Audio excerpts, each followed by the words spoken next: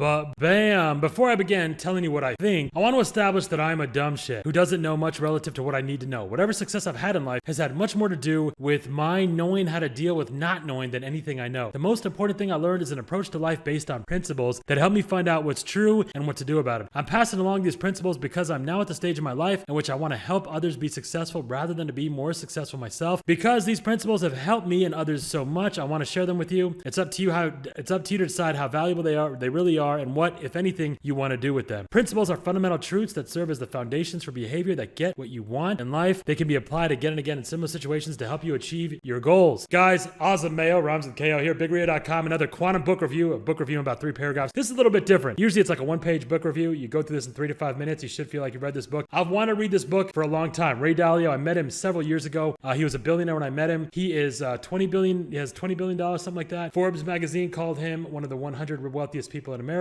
Fortune magazine said their company, Bridgewater Associates, is one of the 5 most influential companies in the United States. Time magazine called him one of the 100 most influential people. So he's almost at Azam Meo level, basically, of badassery. And his company, Bridgewater, is the largest and most successful mutual fund ever. This is a book called Principles. There's different versions of it, different volumes of it that have come out. Some, he says, are still going to come out. This was over almost 600-page book, okay? So for me to condense this all, I've wanted to read it for a while, but because these book reviews and the feedback I'm getting from you guys, which I appreciate so much, I thought, man, I got to get this book done. And so I went through it. I highlighted a lot of stuff. I went back, I read it again. This is a lot of stuff here, but I got together what I think are the most important parts of this. My 1-sentence summary of the book: how being badass and focusing on meaningful work, meaningful relationships. That was the high frequency idea I got from this book. It really stood out to me. He says basically that's what you should focus on. Meaningful work, meaningful relationships will create success in every area of your life. Remember, go to BigRio.com. It's the #1 YouTube channel on Indiana, #1 channel on YouTube for Indiana real estate. We're also building the world's largest organization of special needs business owners and real estate investors. We are on a mission to create the world's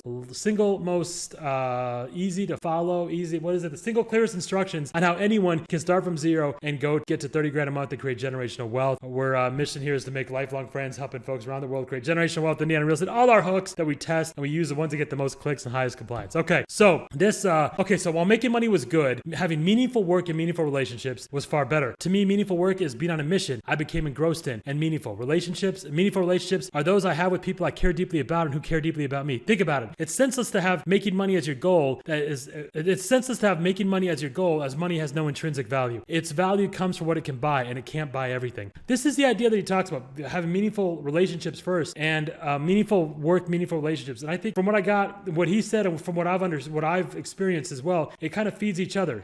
Doing meaningful work will make sure you have meaningful relationships, and having meaningful relationships means that you'll be doing meaningful work. It's smarter to start with what you really want, which are your real goals, and then work back to what you need to attain them. Money will be one of those things you need, but it's not the only one. It's not the only one. It's certainly not the most important one. Once you get past having the amount you need to get what you really want, when thinking about things you really want, it pays to think of their relative values so you weigh them properly. In my case, I wanted meaningful work and meaningful relationships equally, and I valued money less as long as I had enough to take care of my basic needs. And thinking about the relative importance of great relationships and money, it was clear that relationships were more important because there's no amount of money I would take in exchange for a meaningful relationship, because there's nothing I could buy with that money that would be more valuable than the relationship. So for me, meaningful work and meaningful relationships were still are my primary goals, and everything I did was for them. Making money was an incidental consequence of that. This is from honestly 200 pages that I put these paragraphs together here, but basically this is the concept I kept coming back to again and again that I got from this book, and he talks about it constantly, that this fits so well, it gels with everything we do now. So it has what are you pointing at? Am I bleeding?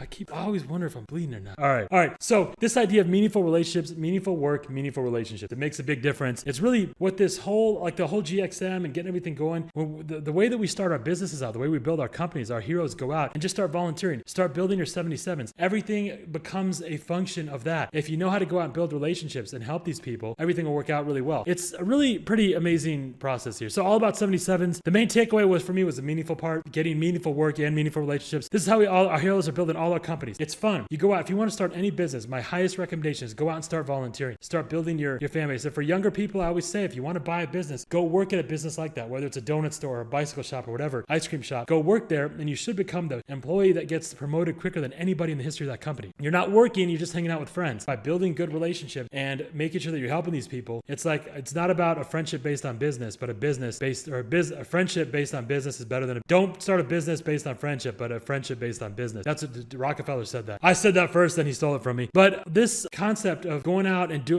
all the GXM, all the stuff we do, it's basically basically this. This is a perfect personification. Start with the meaningful relationships, have meaningful work, and have a mission, something that's really drives you. When I felt a lot better about the work we're doing, having it confirmed by somebody who's, so advanced. It's pretty much everything he says that goes about this. So here's this repetition, accountability, discipline. He devoted an entire section of the book to this. It seems to me that the personal evolutionary process takes place in 5 distinct steps. If you can do these things well, you will almost certainly be successful. Here they are in a nutshell. Number 1, have clear goals. Number 2, identify and don't tolerate the problems that stand in the way of achieving your goals. 3, accurately diagnose the problems to get at their root causes. 4, design plans that will get you around them. 5, do what's necessary to push these designs through to results. So this is exactly what repetition, accountability, discipline, all of our stuff is. And I was like, really, when I see somebody who's built a company that's so strong and so robust and so anti-fragile, I should say, I always look for like parallels between we always look for parallels between what they're doing and what we're doing and what we can improve. And when a guy like this starts the book off by saying I'm a dumb shit, that's exactly what we want to go into every interaction. You know nothing. You can always learn. Be a sponge and learn as much as you can from each interaction, right? It makes sense? You have a question? No? All right.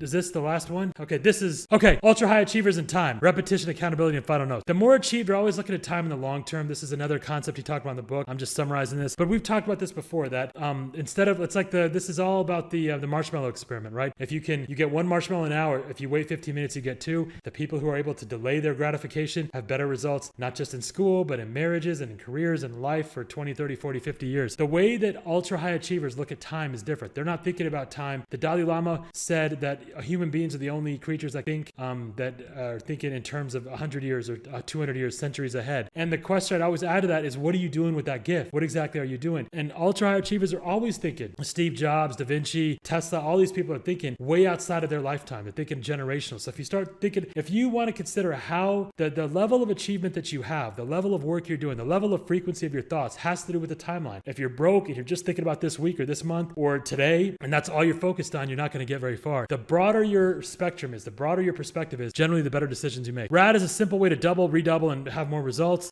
We've done this with companies again and again, 10, 20, 30, 40, $50 million companies, nothing like where he's at, $20 billion. We're working our way up there, right? By creating an emotional assignment, you can always build a team of ninjas at will. This is the thing, we're having meaningful relationships. When they look at they look at one thing, but they see something else, right? They look at the ordinary, but they see the extraordinary. This is all of our heroes with everything we do. You're not using the phone. You're not being a telemarketer, as some people say, but you're actually being able to reshape generations of financial destitution. Is that a word, destitution? These practices will make you a conductor for brilliance of others. This is the best way to get people to be brilliant, is to be extracting that and have practices that are always extracting that from people. You develop standards for all those you speak with and people that you allow on your team and around your team. This is what these things will do by studying the same dialogue stuff, and by studying when you were putting this out here. This was a list that you had put before. There was 7 other. I had them put together. Like, what are the top things of building your team? I think there were 7 things we took out 2, or we combined 2. Is that how you got this? Okay. Last excerpt here. Then I spoke with proven shapers I knew: Bill Gates, Elon Musk, Reed Hastings, Muhammad Yunus, Jeffrey Canada, Jack Dorsey of Twitter, and more. They had all visualized remarkable concepts and built organizations to actualize them, and done that repeatedly and over long periods of time. It turns out they have a lot in common. They're all independent thinkers, and who do not let anything or anyone stand in the way of them achieving their audacious goals. They are extremely resilient because their need to achieve what they envision is stronger than the pain they experience as they struggle to achieve it. I'm going to read that again. Their need to achieve what they envision is stronger than the pain they experience as they struggle to achieve it. Perhaps most interesting, they have a wider range of vision than most people. Again, they're looking at a broader period of time, either because they have that vision themselves or because they know how to get it from others who see what they can't, and who they also see what others can't, and others see what they can't as well, what they're not seeing right now. I shouldn't say can't. That's the real C word, right? But this is